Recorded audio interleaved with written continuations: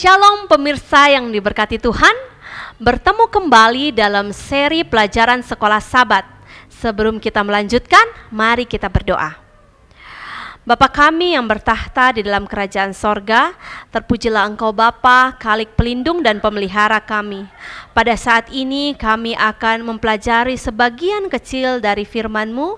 Kiranya urapan Roh Kudus boleh menjadi bagian masing-masing kami, sehingga firman ini boleh tertabur dan tertanam dalam hati kami, menarik kehidupan kami untuk lebih hari lebih dekat kepadamu. Mohon ampun dosa kami yang begitu besar. Kami berdoa di dalam nama Tuhan kami Yesus Kristus, Juru Selamat dan Penebus kami. Amin. Pelajaran sekolah Sabat pada hari Minggu tanggal 12 Maret 2023 berjudul Menempatkan Tuhan yang Pertama. Bacalah 2 Tawarik 20 ayat 1 sampai 22. Prinsip rohani penting apakah yang dapat kita ambil bagi diri kita sendiri dari cerita ini? Tidak peduli pergumulan apa saja yang kita sedang hadapi. Menjelang berakhirnya pemerintahan Yosafat, Yehuda diserang. Yosafat adalah seorang yang sangat pemberani. Selama bertahun-tahun, dia telah memperkuat pasukannya dan kota-kota bentengnya. Dia telah siap untuk menghadapi musuh siapapun. Tetapi dalam krisis ini, ia tidak menaruh keyakinannya pada kekuatannya sendiri, tetapi kepada kekuatan Allah. Dia berketetapan untuk mencari Tuhan dan mengumumkan puasa di seluruh Yudea. Orang-orang berkumpul di pelataran bait suci, sama seperti Salomo mendoakan apa yang akan mereka lakukan jika mereka menghadapi bahaya. Semua laki-laki di Yehuda berdiri di hadapan Tuhan bersama dengan istri dan anak-anak mereka. Mereka berdoa supaya Allah akan mengacaukan musuh-musuh mereka sehingga namanya dapat dimuliakan. Kemudian raja berdoa, "Kami tidak mempunyai kekuatan untuk menghadapi laskar yang besar ini yang datang menyerang kami. Kami tidak tahu apa yang harus kami lakukan. Tetapi mata kami tertuju kepadamu." Terdapat di dalam 2 Tawarik 20 ayat 12.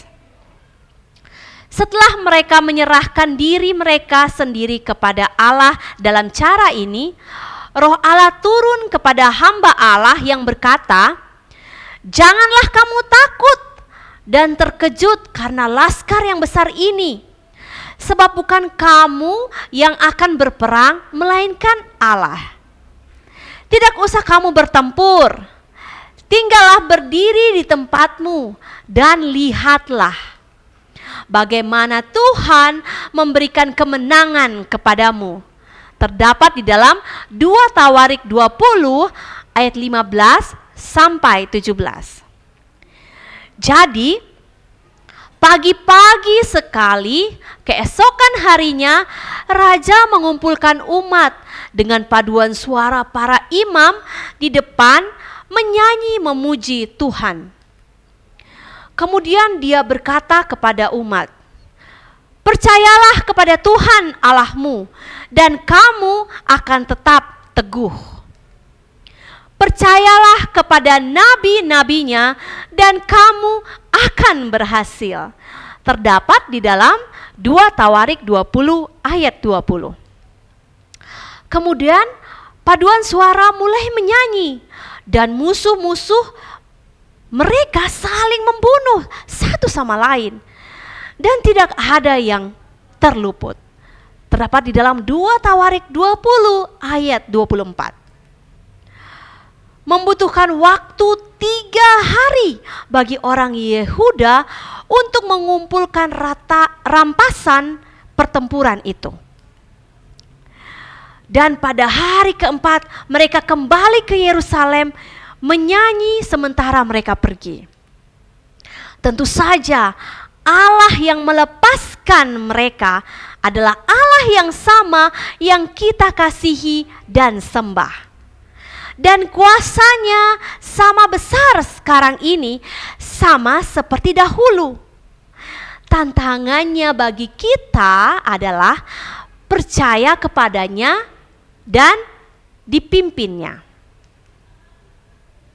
Bacalah 2 Tawarik 20 ayat 20. Keesokan harinya pagi-pagi mereka maju menuju padang gurun Tekoa.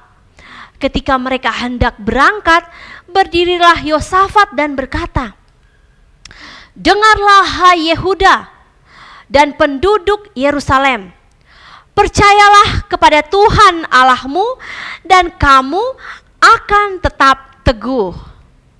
Percayalah kepada nabi-nabinya dan kamu akan berhasil."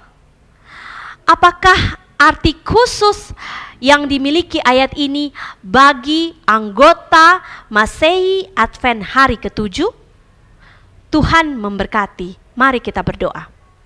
Bapa kami yang bertahta di dalam kerajaan sorga, sungguh Bapa, Engkau adalah Allah yang luar biasa. Kami memasrahkan kehidupan kami ke dalam tangan pengasihan-Mu Bapa.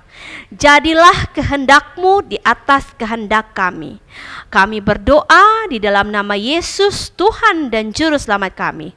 Amin.